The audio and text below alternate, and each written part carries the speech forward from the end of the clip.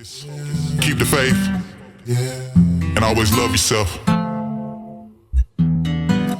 I hear every day a star's born, but not everybody seems to see the light. So many thoughts when I sleep at night, but I feel blessed when I wake up, wake up, wake up. When I wake up, I wake up, wake up, wake up. Yeah. So good evening, everyone. This is another edition of a Critics Like podcast, Harness Your Gift. And on tonight, I have a very special guest. I'm going to go ahead and introduce yourself. Hey, my name is Pamela Morrow. Thank you so much, and I appreciate you for being on here. Thank you so much for having me. No problem at all. So just get everybody introduced more to who Pamela is. She's someone that I met when I was networking down in Charlotte. Someone by the name of Nicole Williams, who has this organization that she works with as far as I want to say it's Queen City Dolls, I believe. If I'm wrong, Nicole, make sure you get me on that later. But she has an event she does called Purple and Pearls Domestic Violence Awareness event, and she's been doing it for the past few years now. And with that event, she brings together different artists and just different people that have been affected by domestic violence, whether personally or being somebody that was affected through another family member. And that's kind of where Pamela comes in. At I met her there. She was just going over a story that you will all be able to kind of get more familiar with as we get into this interview. But I just want to say I thank you so much for being someone that wanted to be on here.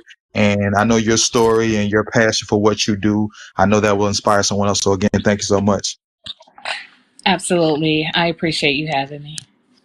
Oh, no problem at all. So just to really get things started, can you let everyone know where you're from and 1 to 2 things that's significant about the area that you're from?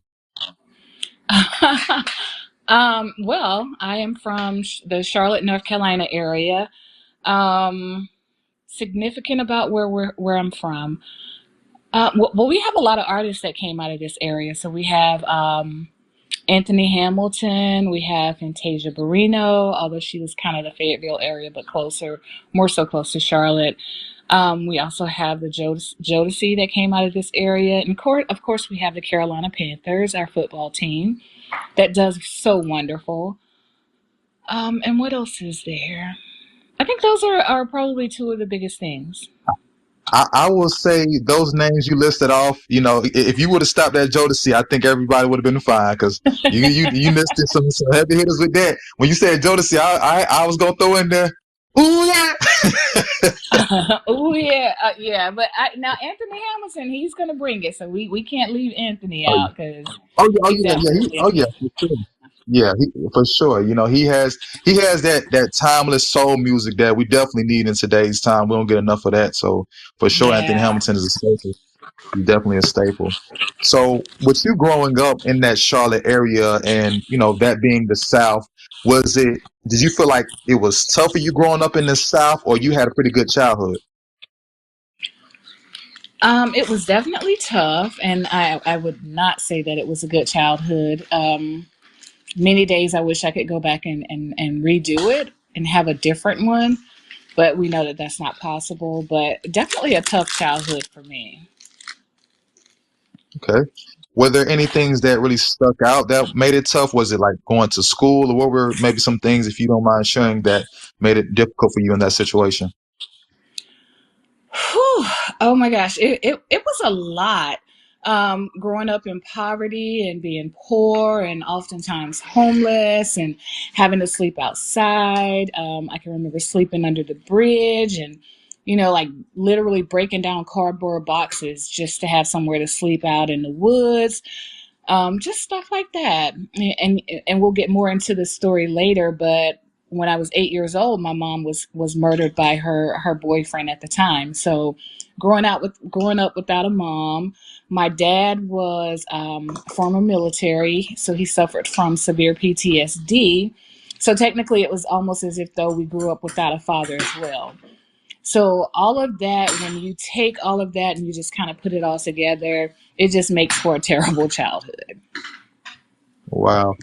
You seem to have so many different things working against you, but yet and still today, you're blessed, you're here, and so many things that you're doing is helping to show people that there's another opportunity out there. There's a light that you have that other people can also harness as well if they're tapping into the right source and the right energy. So I'm just very happy that you're here with us and you're able to give us these type of testimonies that you have, because it's not easy and being in those type of circumstances like that. But you're here today, so that in itself Yeah, is a blessing.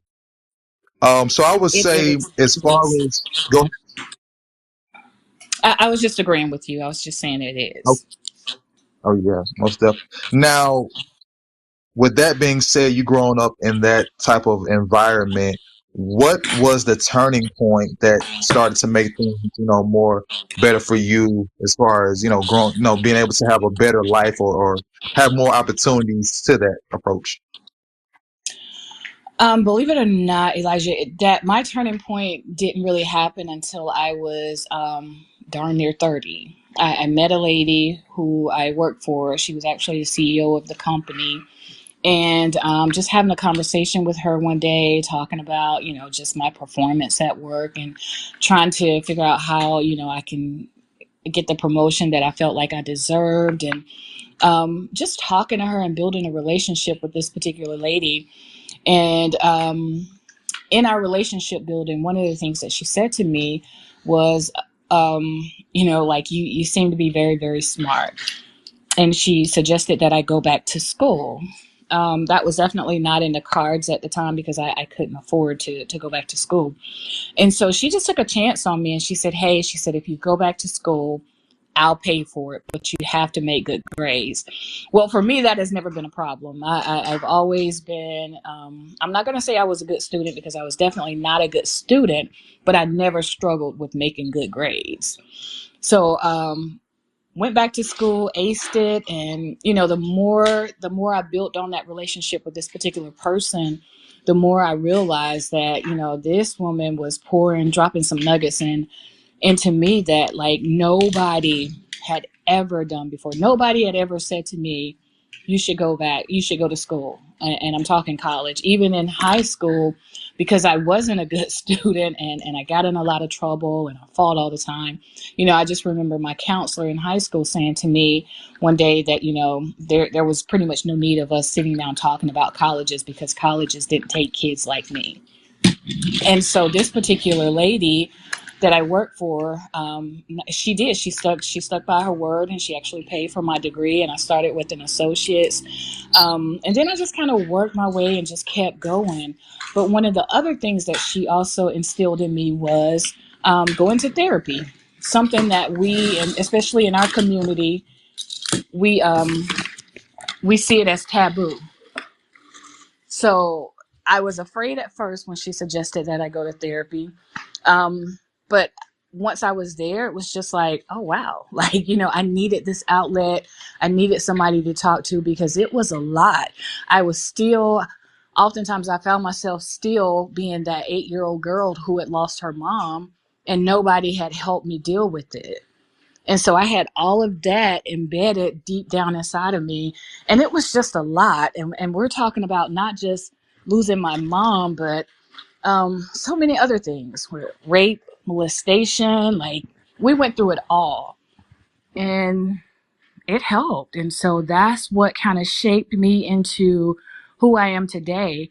And because of what she did for me, I made the conscious decision that, you know what, I'm going to do it for another woman and another woman. So my life mission is just to help women who are dealing with some of the same issues that I deal with.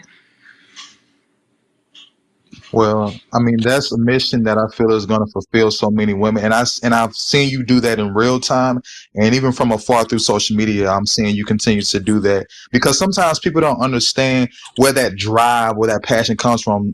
People can Right. sometimes read things or take things the wrong way, like, oh, a person may want to be seen, or they just are so boisterous about themselves, or why are they so happy? The thing about it is, your joy is important to you, and people don't know what you came out of to be able to sustain the Right. joy that you have today, or anybody in that in whatever situation they're going through. So that's why it's important to be able to be patient with people and be understanding before, we go and judge people the wrong way just because we don't understand why Absolutely. they're able to have a certain type of lifestyle that we can't have for whatever reasons, because it's all a lot of times it's about timing. We are always placed in the greatest positions, but like you say, you had somebody in your life that wasn't, family or whatever like that, but they were instrumental in your life, and you took heed to the things they were saying. And a lot of times, especially in our community, we don't do that because we have so much built up childhood trauma and things where we're told, Hmm. hey, you got to keep the family name the way it is. You can't say this, you can't say that, and we're afraid to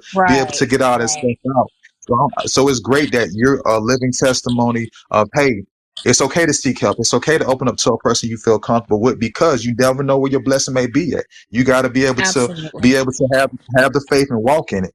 Most definitely.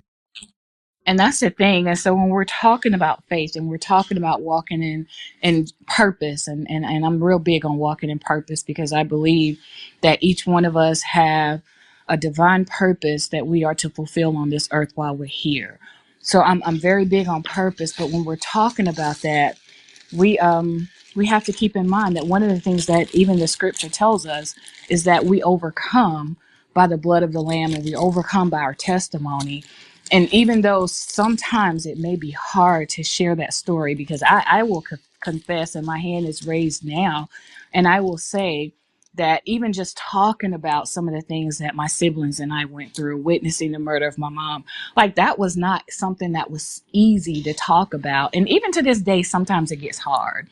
October was Domestic Violence Awareness Month, and just having to go to so many places and talk about this thing and share your story. So sometimes it's not easy, but it's necessary. And that's what I've come to learn, is that, I know, Pam, you might get in your car and cry, but if the story is going to touch and change the lives of somebody that hears it, even if you're standing in a room full of people and only one person gets it and say, you know what, I have to figure out how to get out of this situation, because that could be me, it's worth it. So it may not be easy, but it's necessary. And that's why I encourage people, share your stories, because we all have a story.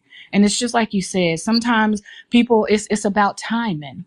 If everybody could get to the same goal at the same time, when you're in a race, it don't work like that. Because even when you look at the track in track and field, not everybody, every lane is straight. None of them is, as a matter of fact, unless you're just running like a short distance. But when you're looking at that lane, they're all like different. They have a different curve or a different peak at different times. But whatever it is, let's rewind it just a little bit. Work on your healing, because you have to be healed. And I tell people all the time that I am now in a place where I am healthy, happy, healed, and whole. And it is important to be in that place, because when you're telling this story, because we know that trauma is so serious. When you're talking about being molested, when you're talking about being raped, when you're talking about losing a loved one, whether it's to cancer or to diabetes, even to murder, like when you're talking about those things, you have to be in a place where you can share that story. Because if not, now you have to deal with the trauma. And what has happened in our community, especially in the Black community, is we have not been told how to deal with the trauma, because we were told you sweep it under the rug and you don't talk about it. And I tell people, whenever I do go out and I talk and I share, I tell people all the time, our big mamas owe us an apology, because they got it wrong. They said to us that what happens in this house stays in this house. And the things that were happening in the house and in the homes was killing us, and it was destroying us, and it was breaking us down. And we never dealt with, how do you build yourself back up from this trauma?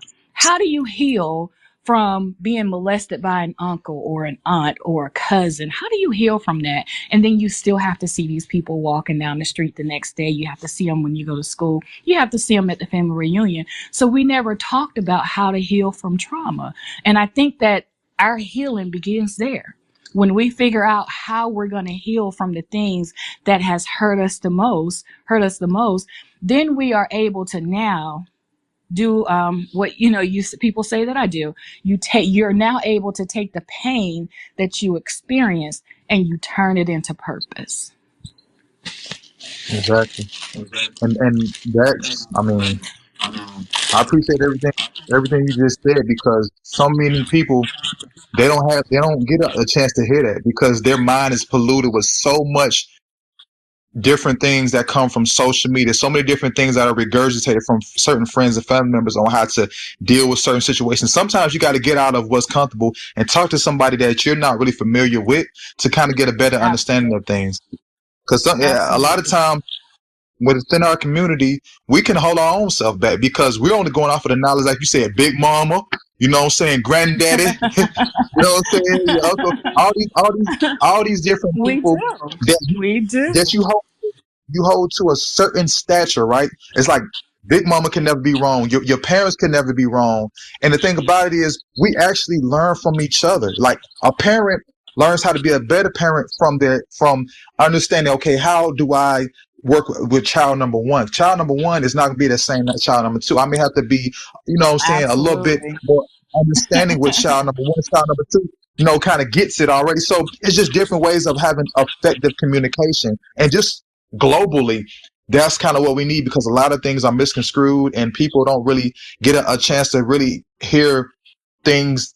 I feel like at a clear standpoint, sometimes things get thrown off the rail because we're seeking information, we're seeking help, and we're seeking somebody who wants to really be in our corner, but then we get turned to so many different directions that we just give up. And when you give up, you have no shot. So you got to keep going and going and moving forward. And with what you're saying, with everything that you're going through, and for you to still want to be a pillar in your community and help other people out, that says a lot about your character and personality. Sometimes people can take how a person look, or whatever the case may be, and say, "Oh, I know they wouldn't do this. They may be so, so full of their stuff and stuff like that." But when you're full of God, you walk with a certain energy, you talk with a certain energy, and sometimes people don't Right. understand that if they're not connected in that type of way. But at the end of the day, it's just, if you're seeking help and you're seeking guys, or any way, there's different websites. There's so many things that you can do, and if you want to reach out to Pamela, offline, or through social media, whatever works best for her, y'all make sure y'all do that, because she's definitely somebody that has been through that storm, and she's come out and she's willing to help people. You know what I mean? Just be, very understanding of that. But with that being said, since you have spoke about um some of the things that we have gone through as a community, and how it can be troubling sometimes to try to work yourself through that, can we get into this book you have out right now? And can you tell us, give us, the backstory of the name, and just everything that was put into creating this book? Absolutely. So this is my new baby. So when we're talking about purpose, I actually wrote this. I began writing this book when I was in high school, and I was just writing. So I love to journalize. I love to write. Like if you come to my house, like I write on everything, and like I have a really really nice handwriting, and people are like, "Well, how do you have such?" And I'm like, I write on everything. Like I just write. But one of the things that I did learn in therapy is I learned about journalizing. And so I have like journals like crazy. But I actually started writing this story in high school. And writing was my way of escape. And it was kind of my coping mechanism. So I could write about my mom, but I couldn't talk about her, if that makes sense. So I started writing a story about the night that we lost her, and I just had ended up putting it away. And so I actually put it away for all of these years. And now the name of the book, for anyone that's listening, is called When the Creek Cries, Rebecca's Story. And Rebecca was my mother's name. And so how the book came about to be finally finished was last year. The book was released last year. I met a young lady, Grace Mayfield, and I think you probably remember her from Nicole's event as well. She talked about losing her daughter to domestic violence. And I met Grace.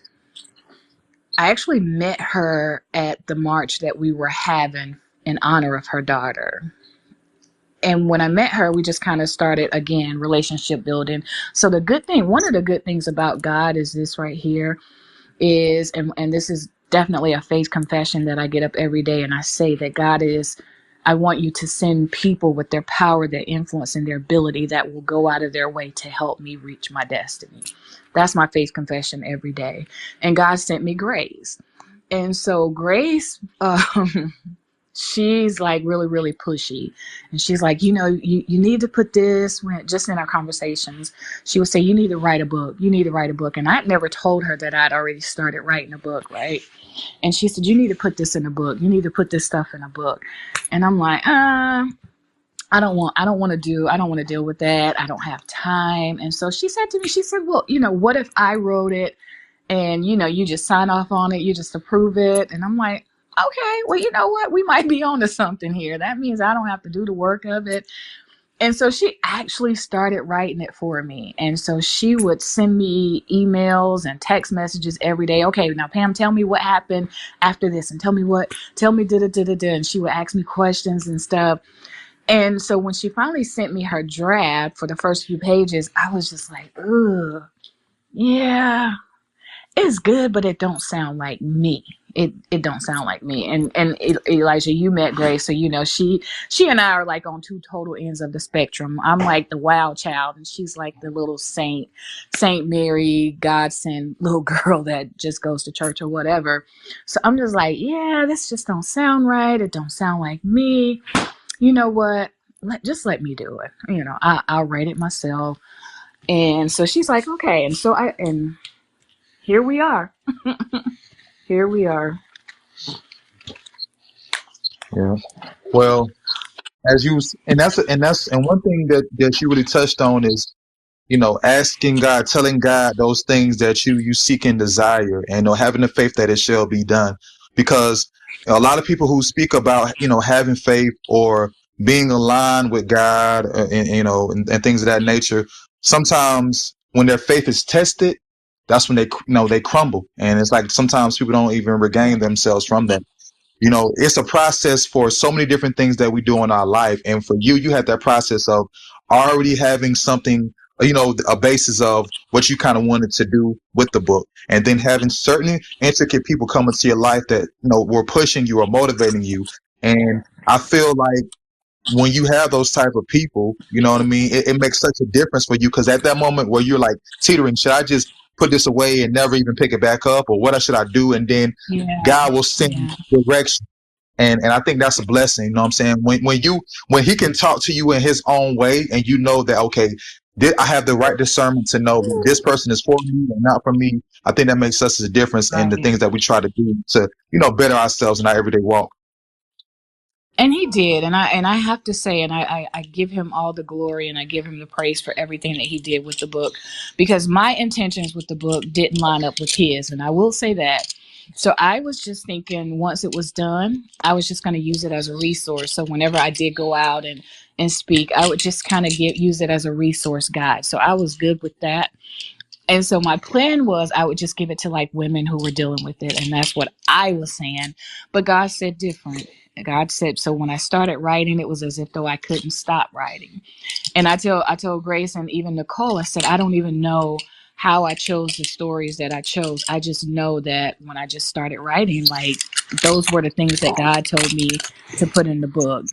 And everything, the whole entire process was just so God that it was like, wow, like he blew me away. He blew me away with, I had an editing team that was absolutely amazing, free of charge. I had Nicole to help me with doing the self-publishing piece to it. Nicole is absolutely amazing and with her trade and her skill, and anybody that needs help with self-publishing, definitely reach out to Nicole because she is absolutely amazing. And so I said, okay, God, we're here. This is what we're doing. And it was hard. And let me just tell you, it was one of the hardest things that I ever had to do, because I thought that I was over. I thought I was over it all, and I had dealt with it, and it was not going to bother me anymore. Because, I've been doing this for 20 years now. I've been going out for the past 20 years, and I've been sharing this story, and it's just like now I'm writing this book, and it was a totally different experience. I mean, it was just like crying, sitting in the floor crying. I'm going to bed at night just crying, and it was hard. You hear me? It was so hard, but I made it through, and the book was finished. And so I said, okay, I'm saying, I'm talking to God the whole way through, and I said, okay, the book is finished. What now? And he said, publish the book. And I said, okay, God, I'll tell you what I'll do. It was last year. My birthday was in August. I said, for my birthday, I will do a pre-sale. If the pre-sale goes well, I'll release the book. The pre-sales blew me away. Absolutely blew me away. And so I ended up releasing the book. And just the sales alone blew me away. I could not believe that many people ordered that book, because I'm thinking, these people have heard this story. Why do they want to read it? But even now, like with the sales and everything of the book, the sales are still going, and they're still going good. And I'm just like, wow. Even though for a moment I just like got distracted, and I didn't even promote the book or market the book or anything. And at one point I wasn't even posting the book like on social media or anything, but the sales were still going and going. And I'm just like, wow, thank you, God. And Yeah. it was just like your pain turned into your purpose. And now your purpose is going to help other people who are dealing with those situations that you put in that book. Yeah. And that's a blessing all in itself, because the time and effort that you put into it, you're also compensated for your hard work and your diligence. So not only will God make a way for you, he'll make sure, hey, your finances and your resources are going to be in order as well. Because even for myself, there's been times when I wanted to maybe do something, or I had an idea like, oh, this is not going to work out, or how am I going to do this? I don't know this person or that person. And then God will put people in your life, or he will be able to, download that thought into your mind. And next thing you know, now you're like, hey, okay, I need to do this. I need to call this person up, or I need to research this. And it's nothing wrong with that. There's nothing wrong with being able to let other people somewhat help guide you into the things that you're trying to do, until you're able to kind of get a good grasp. Because it seems now like you got a good, take on things, and maybe somebody that's looking to do something similar to you as far as write a book or figure out how to structure their book and stuff like that. You can help them out with those steps. So it's great to see how we can all be a link in each other's chain of success. It doesn't always have to be a me thing when we share this world with just so many other people. Absolutely. Absolutely. I think that what we have to realize is that no matter what gift we operate in, no matter what your function is in the kingdom, that it's all to glorify God. It is all to glorify him. And like you said, that something happens when we come together, because what happens is we become the body. And that's why when you reading in the Bible and you looking at scripture, one of my favorite scriptures is every joint fitly supplies. So there is something that I need from you. So I needed to be on this broadcast today. There's something that I needed from Nicole. There's something that you needed from Nicole. And what we're doing is we're functioning as a body. And that's why in the Bible it also says that, when you look at your hand, the hand can't say to the elbow that I don't need you, because it does. And when it does say that, or when we say that we don't need each other, or we try to do it on our own or by ourselves, what happens is we become deformed, and we operate as a deformed body.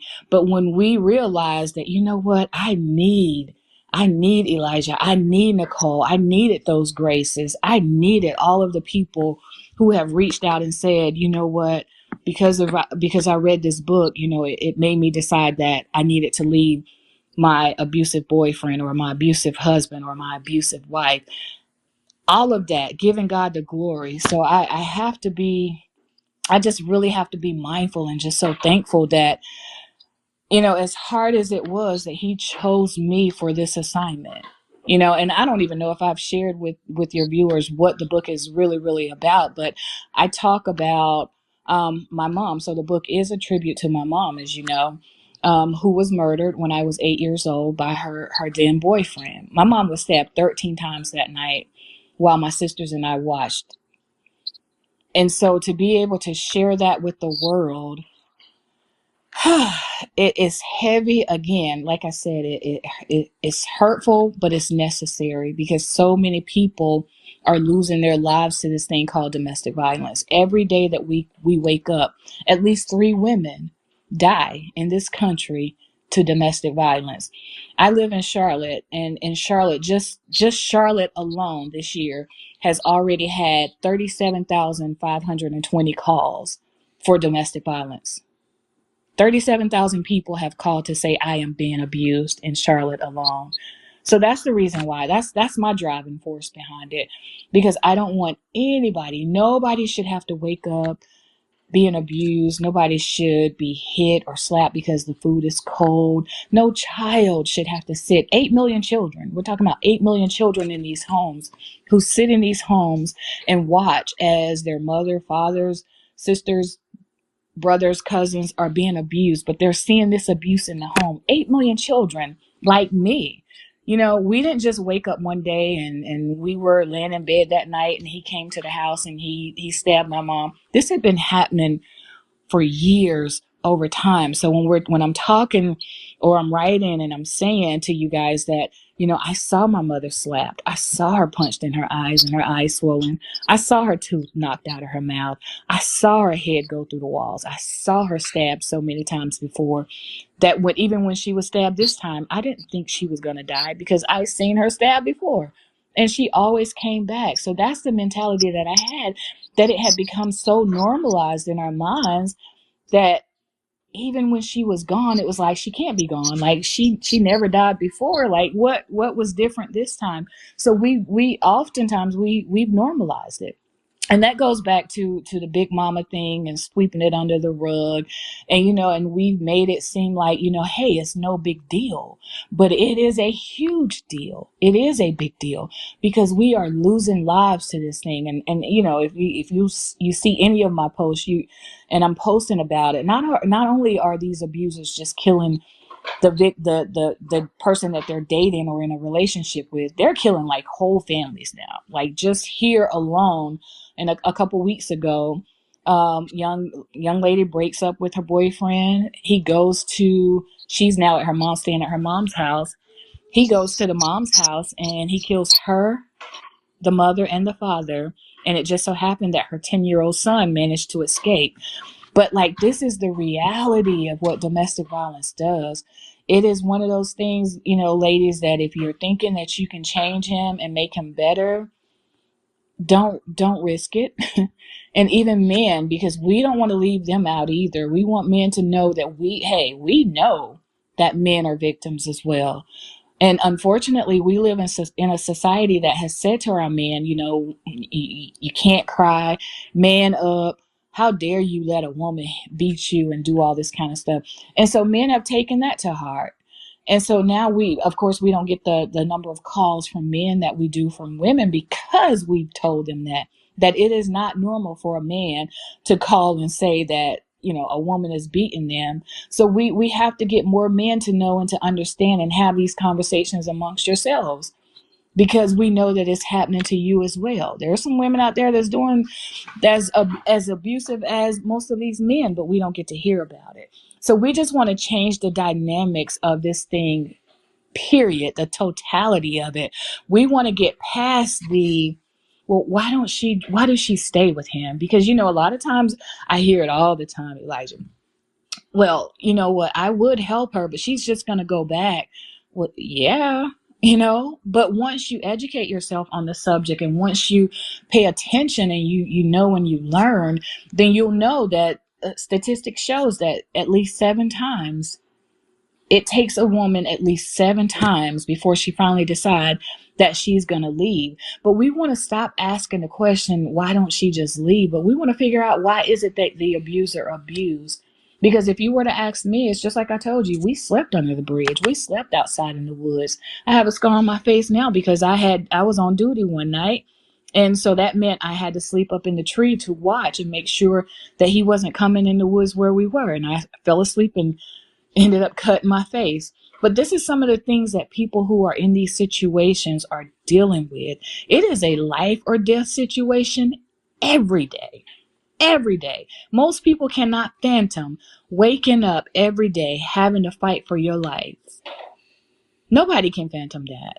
Most people can't unless you're in this situation. So when you guys are asking why don't they just leave, just know that oftentimes they do.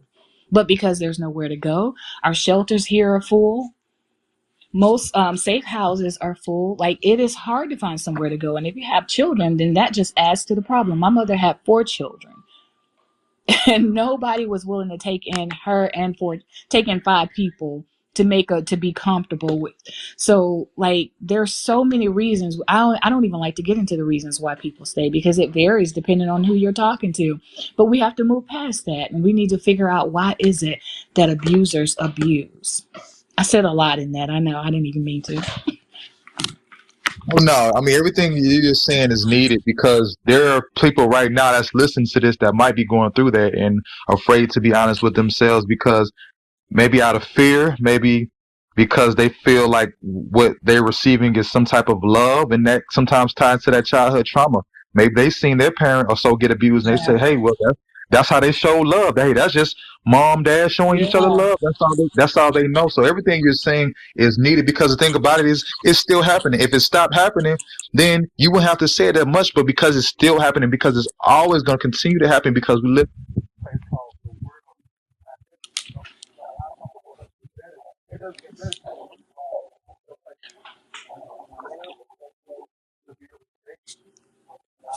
I think you're having some technical difficulties. I can't hear you. Can you hear me now? I can. Okay. Okay, perfect, perfect. I'm not sure what parts probably cut off, but I'll just say that like I was saying, everything you're saying is definitely needed. And sometimes people feel like, how come the world is in such a bad place? Is because it's the world and it's not heaven. We're not in a place where there's no crime or there's no hate or there's no, the place we're living in. We have to do the best we can to help each other out, and that's being able Right. to give each other resources or be able to be vulnerable. That's one thing I've learned with doing the podcast or creating music is being able to be vulnerable, being able to open up about certain things I'm seeing or I've experienced personally. So that way people can see this is not always coming from a third person point of view. This is also coming from someone that has actually been into certain situations or experienced certain feelings that I couldn't always explain or whatever the case may be, and certain things I'm seeing, whether that's in the political realm, whether that's in relationships, whatever the case may be. But it's great when you have a story that it resonates with other people because it's never going to get old. It's always going to be somebody that has never heard of that before or never, experienced it, or they've had a family member that go through it. So they're representing that family member that they lost or going through that right now. So, again, everything that you say that's going to be a substantial for somebody, continue saying that and then do it proudly. That's what anybody that always but chin up, he's not walking around even though what you're talking about is something very, she still finds a way to smile. She still finds a way to encourage other people. You know what I mean?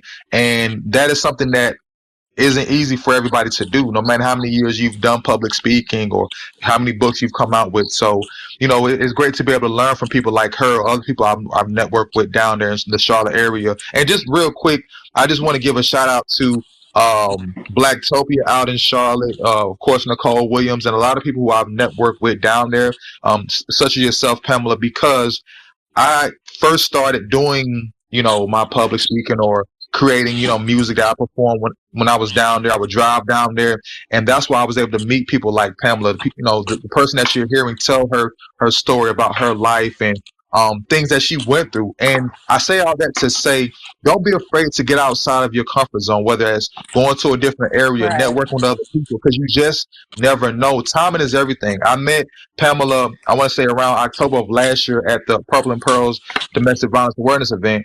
And now today we're speaking about, her book and things she's went through and stuff like that. So things may not happen when you may think it should, but it's going to happen at that right time. And I'm glad to be able to have you on my platform and stuff like that. Absolutely. Because the only thing you're doing is enhancing it. And I thank you so much for that. Thank you so much. I appreciate it.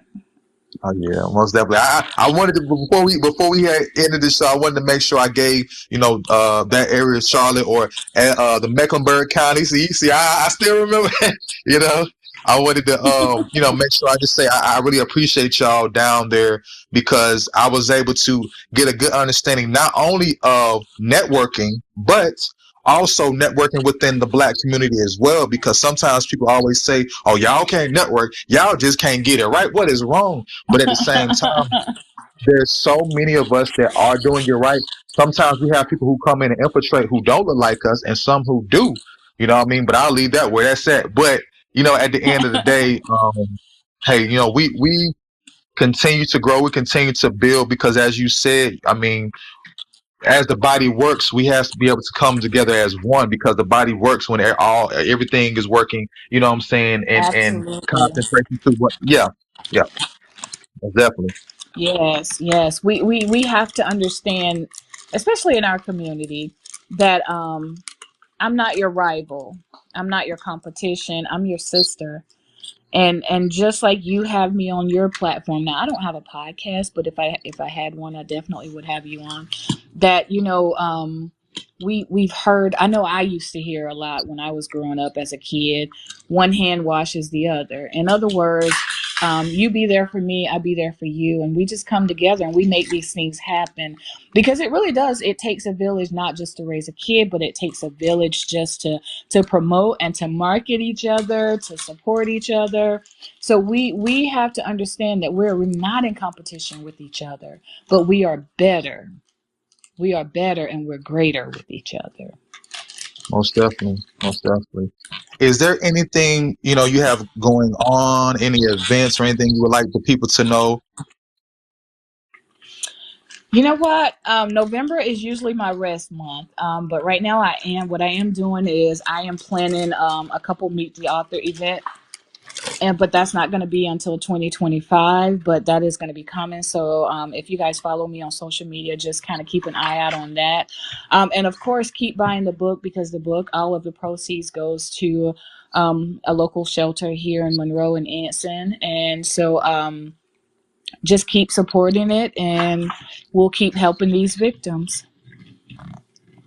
Most definitely. And any links or anything that you have, I'll make sure that it's also going to be uploaded when this comes out. So anybody that's listening to this Okay. right now, you'll be able to have all her information and anything she has going on. I'll make sure to plug that as well. So your social media, you want to go ahead and plug your social media so that way the listeners can make sure they follow you?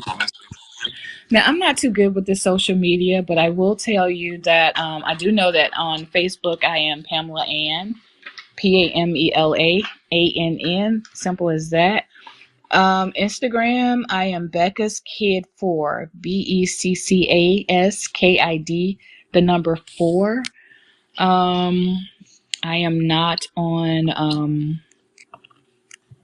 whatever the X channel is. I'm definitely not on that. I am on TikTok, however, but the best way to reach me is definitely Facebook.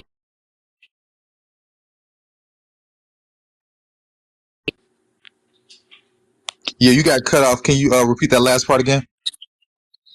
I said the best place to reach me is definitely at Pamela Ann, or you can reach me through email at Pam13155 at yahoo.com. Not Pamela, Pam13155 at yahoo.com.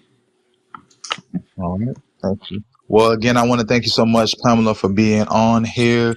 And like I say, anyone that wants to be able to reach her, if you have any issues, you can feel free to reach out to me and I'll make sure that you can get in contact with her. With that being said, thank you for all those who have been supporting me throughout my journey and everything that I've been doing, especially with this show. I enjoy having people on such as Pamela who are able to tell their story and be able to inspire other people. And with that being said, this has been another edition of a Creators Life podcast. Harness your gift. Until next time, y'all be safe out there. Peace. Bye bye.